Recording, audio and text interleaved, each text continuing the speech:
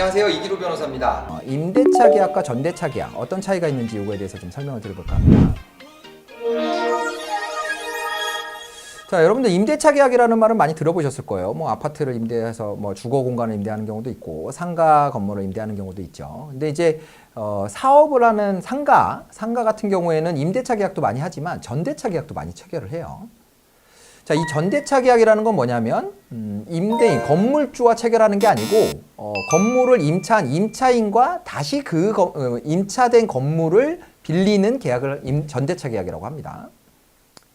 근데 이 전대차 계약은 어떤 특징을 가지고 있냐면 임대차 계약에 굉장히 부수하는 계약이라는, 그러니까 말하자면 임대차 계약에 딸려 있는 계약이라고 생각을 하시면 됩니다. 좀 더 쉽게 말씀드리면 이렇게 줄을 매달아 놨다고 생각해 봐요. 임대인이 있고 그리고 그 밑에 임차인이 이렇게 줄을 달고 매달려 있습니다. 그리고 그 밑에 전차인이 매달려 있는 거죠. 그래서 이 전대차 계약은 뭐 복잡하게 법률 용어로 설명드리면 뭐 한도 끝도 없겠지만 임대차 계약이 끊겨지면 그러면 같이 뚝 떨어져 나가는 겁니다. 그래서 전차인 같은 경우에는 임대차 계약이 적법한지를 잘 보셔야 돼요. 자, 임대인의 의무는 임차인에게 건물을 쓸 수 있게 만들어주는 거고요. 그 다음에 전대인의 의무, 임대인에게 건물을 임차한 임차인이 또 전대를 놨을 때는 이제 임차인 겸 전대인이 되는 거죠. 그럼 그 전대인의 의무는 전차인이 그 전차한 건물을 잘 쓸 수 있게 만들어주는 게 전대인의 의무예요. 근데 아까 말씀드린 것처럼 임대인과 임차인의 계약이 끊어지면 그러면 전차인은 더 이상 비빌 곳이 없는 거예요. 떨어져 나간 겁니다.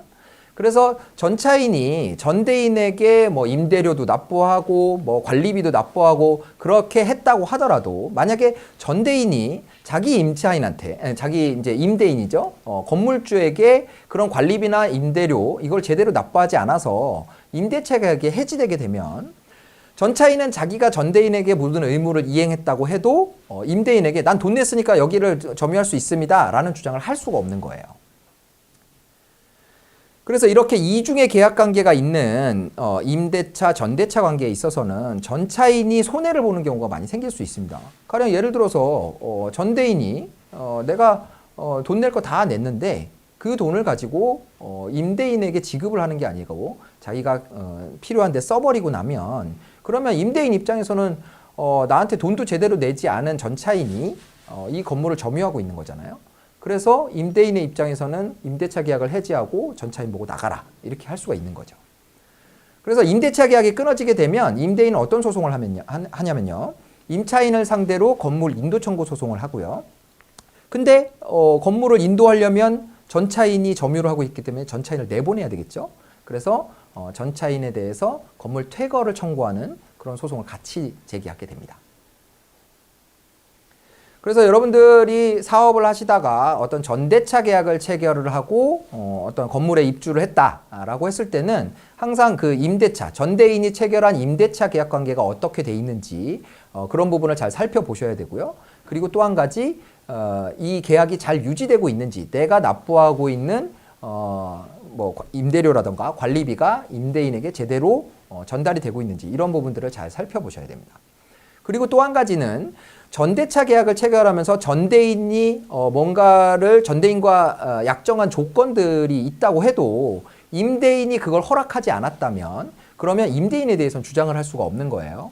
뭐 가령 예를 들어서 전대인이 그 건물에서 뭐 주차장에 차를 뭐 3대 뭐 주차시켜도 된다라고 약정을 했다고 해도 임대인이 그 전대인인 임차인하고 체결한 계약이 주차는 1대밖에 안 돼라고 계약이 체결돼 있다면 그러면 전차인은 자기가 내가 좀 차를 3대 주차할 수 있다 생각하고 들어왔는데 임대인이 허락하지 않으면 그러면 임대인에게 나는 전대인하고 이거 체결하고 들어왔으니까 해주세요라고 할 수가 없다라는 거죠.